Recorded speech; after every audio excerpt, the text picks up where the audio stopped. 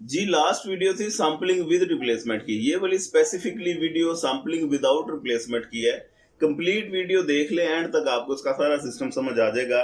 इसमें सैंपल कैसे बनते हैं, सैम्पलिंग डिस्ट्रीब्यूशन कैसे बनती है, आपका मेन सैम्पलिंग डिस्ट्रीब्यूशन का और पॉपुलेशन का कैसे फाइंड किया जाता है, इक्वल कैसे इसको वेरीफाई करना है, स्टैंडर्ड डेविएशन सैम्पलिंग डिस्ट्रीब्यूशन का ये कैसे निकालेंगे, वेरिएंस कैसे निकालेंगे, ये सारा कुछ इस वीडियो में सीखेंगे। तो स्टार्ट करते हैं आज की वीडियो। Join our portal.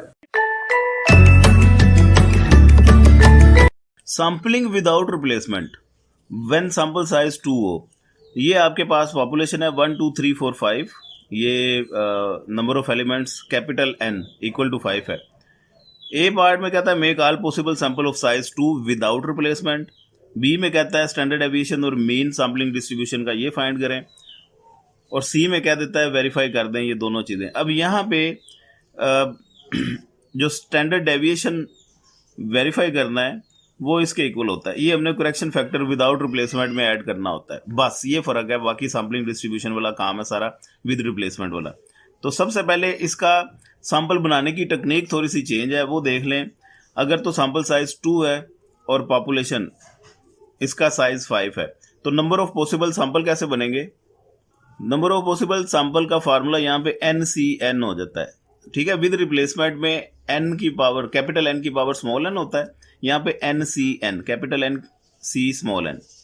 तो 5C2 हो गया, कैलकुलेटर में भी आप चेक कर सकते हैं, ये इक्वल टू 10 आ जाएगा। तो 10 सैंपल बनने चाहिए। वो सैंपल कैसे बनेंगे, उसकी टेक्निक क्या होगी?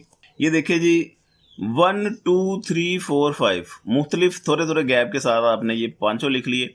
अब विदाउट रिप्लेसमेंट में हमने चीज़ों को रिपीट नहीं करना होता। अब 1 के साथ 1 रिपीट नहीं होगा, एक तो रिपीट भी नहीं करना होता, दूसरा हमने बैक गियर भी नहीं लगाना होता, पीछे की तरफ नहीं जाना होता, हमेशा आगे की तरफ फॉरवर्ड होना होता है। 1 के साथ 1 रिपीट नहीं होगा, 2 3 4 5 ये आ जाएंगे। 2 के साथ हमने बैक गियर नहीं लगाना, 1 नहीं आएगा, और 2 के साथ 2 रिपीट नहीं होगा, तो 3 4 5 ये 2 के आ गए। 3 के साथ 4 5, 4 के साथ 5 का कोई सैंपल नहीं बनेगा, इसलिए मैंने आगे क्रॉस कर दिया। तो ये आगे सैंपल बन गए 1 2 1 3। ये देखिए 1 2 1 3 1 4 1 5 एंड सो ऑन। इनको काउंट कर लें, ये टोटल 10 होने चाहिए। एक्स बार का कॉलम बना लिया, सैम्पलिंग डिस्ट्रीब्यूशन के लिए काम आएगा। तो एक्स बार इन दोनों को जमा करके 2 पे डिवाइड किया 1.5, इन दोनों को जमा करके 2 पे डिवाइड किया 2, तो ये एक्स बार का कॉलम आ गया। ए पार्ट का आंसर आ गया कि ऑल पॉसिबल सैंपल बनाए। बी पार्ट में वो कह रहा था कि मीन और स्टैंडर्ड एविएशन फाइंड करें, उसके लिए सैम्पलिंग डिस्ट्रीब्यूशन बनानी पड़ेगी। ये जी सैम्पलिंग डिस्ट्रीब्यूशन बना ली हमने। एक्स बार सेम वही 5 कॉलम रिपीट होंगे, आगे तो प्रोसेस सारा सेम है जो विद रिप्लेसमेंट वाला है। एक्स बार frequency F X bar F X बार स्केयर एफ एक्स बार। तो एक्स बार आपने जो पीछे एक्स बार के कॉलम निकाले हैं, सैंपल के मीन निकाले हैं, उसमें वैल्यूज रिपीट हो रही थी। यहाँ पे आपने रिपीट करके नहीं लिखनी, हर वैल्यू को एक एक बार लिख देना। ये आ गई फ्रीक्वेंसी। 1.5 कितने टाइम रिपीट हुआ है, 2 कितने टाइम रिपीट हुआ है, 2.5 कितने टाइम रिपीट हुआ है, एंड सो ऑन। ये इक्वल टू सैंपल साइज होना चाहिए। इस तमाम वैल्यूज को जमा करें तो 10 आ गया। एफ एक्स बार ये प्रोबेबिलिटी होती है। ये टोटल नंबर 10 है, 1 को 10 से डिवाइड किया, इस 1 को 10 से डिवाइड किया, इस 2 को 10 से डिवाइड किया, हर एलिमेंट को 10 पे डिवाइड कर देंगे। ये जो टोटल आता है इस वैल्यू पे डिवाइड करते जाते हैं तमाम एलिमेंट्स को। तो ये प्रोबेबिलिटी आ गई। सम ऑफ प्रोबेबिलिटी इक्वल टू 1 होता है। ये वैसे आगे फार्मूले में हमें काम की ज़रूरत नहीं है, ये ना भी करें आप। एक्स बार एफ एक्स बार, ये एफ एक्स बार है और ये एक्स बार का कॉलम है। इन दोनों कॉलम्स को मल्टीप्लाई कर दीजिए। 1.5 इंटू 1 वो 1.5/10 हो गया। 2 इंटू 1 2/10 हो गया। 2.5 इंटू 2 5/10 हो गया, एंड सो ऑन। ये इसका सम आ गया। ये हमारा सैम्पलिंग डिस्ट्रीब्यूशन का मीन होता है 30/10। इन तमाम वैल्यूज को जमा किया तो ये 30/10 हो गया। तो सैम्पलिंग डिस्ट्रीब्यूशन के मीन का फार्मूला है mu X bar equal to sigma X bar F X bar. तो ये जो आपने निकाला हुआ है sigma X bar F X bar 30/10, इसको किया जी डिवाइड, तो ये 3 के इक्वल आ गया। सैम्पलिंग डिस्ट्रीब्यूशन का मीन इक्वल टू 3। अब आगे जी standard deviation of sampling distribution, उसके लिए ये कॉलम एक हमने और ऐड कर लिया एक्स बार स्केयर एफ एक्स बार का।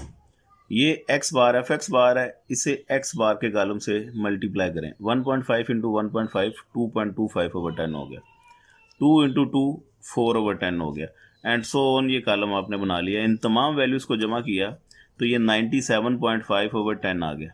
तो ये standard aviation of sampling distribution. ये फार्मूला लिखा, स्टैंडर्ड एविएशन है तो ऊपर स्क्वायर रूट आ जाएगा, वेरिएंस होता तो स्क्वायर रूट नहीं आना था, फार्मूला यही रहना था। तो इसमें वैल्यूज पुट की 97.5/10 और ये -3 का होल का स्क्वायर है। ये आपका आ गया 97.5/10, ये -3 का स्क्वायर। इसको डिवाइड किया तो ये 9.75 - 9, तो ये 0.75 का स्क्वायर रूट लेना है आपने। तो ये आ गया सिग्मा एक्स बार या सैम्पलिंग डिस्ट्रीब्यूशन का स्टैंडर्ड एविएशन 0.866। तो ये मीन और स्टैंडर्ड एविएशन हमने दोनों फाइंड कर लिए।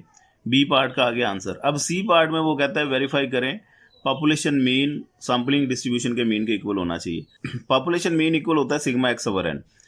तो ये सिग्मा एक्स जो पॉपुलेशन की वैल्यू थी 1 2 3 4 5, इन सबको जमा करके 5 पे डिवाइड किया, पॉपुलेशन मीन आ गया इक्वल टू 3। तो ये देखिए सैम्पलिंग डिस्ट्रीब्यूशन का मीन भी 3 था, पॉपुलेशन का मीन भी 3 है, तो ये वेरीफाई हो गया। अब हमने स्टैंडर्ड एविएशन सैम्पलिंग डिस्ट्रीब्यूशन का वो वेरीफाई करना है।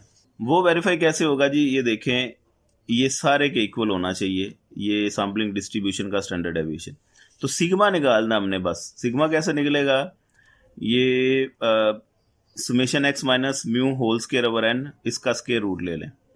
एक्स आपके पास ये पॉपुलेशन की वैल्यूज 1 2 3 4 5, एक्स माइनस म्यू, हर वैल्यू में से 3 माइनस करते जाएं, ये आ गया, और इन्हीं वैल्यूज का स्क्वायर लेते जाएं, ये आपके पास x minus mu whole square आ जाएगा। ये आपको इसका सम चाहिए पॉपुलेशन स्टैंडर्ड एविएशन के लिए। तो ये है जी सिग्मा 10/5 इसका square root. Population standard aviation का उसको डिनोट सिग्मा से करते हैं, जो सैम्पलिंग डिस्ट्रीब्यूशन का स्टैंडर्ड एविएशन है, इस सिग्मा के फुट पे छोटा सा एक्स बार लिख देते हैं, जिस तरह ये लिखा हुआ है। बस ये फर्क है, ये देख के पता चल जाएगा ये पॉपुलेशन का स्टैंडर्ड एविएशन है, ये सैम्पलिंग डिस्ट्रीब्यूशन का स्टैंडर्ड एविएशन है। तो वैल्यूज पुट की तो ये सिग्मा का आंसर आ गया √2। इसमें अब आपने वैल्यूज पुट कर देनी है और चेक कर लेना इसके इक्वल आ रहा है कि नहीं।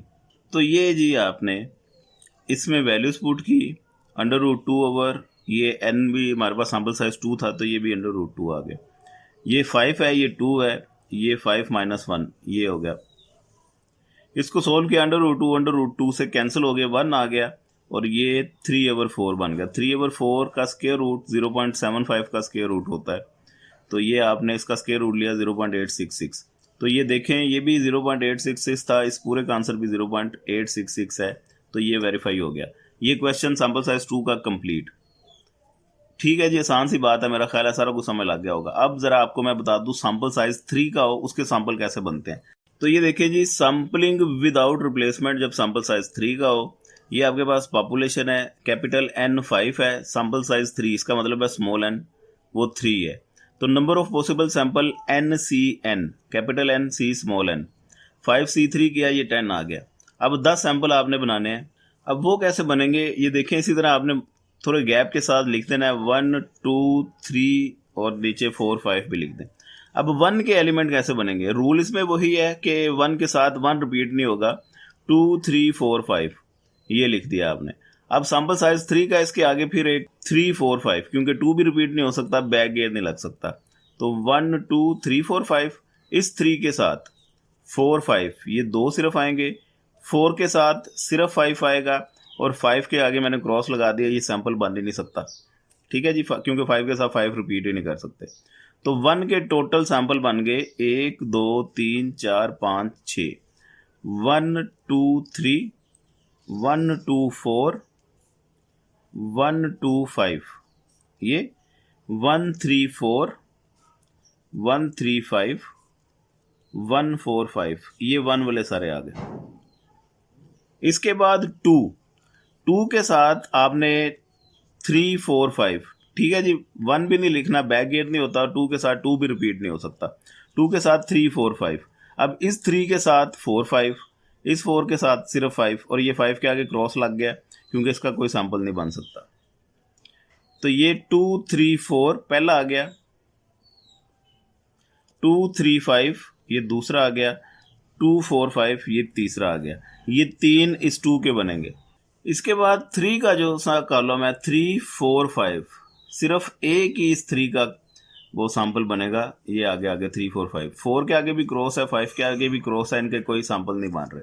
तो इन सभी को जमा किया ये इक्वल टू 10 आएंगे आपके पास, 10 ही सैंपल बनते हैं। 6:1 के, 3:2 के और 1:3 का, तो ये टोटल 10 हो गए।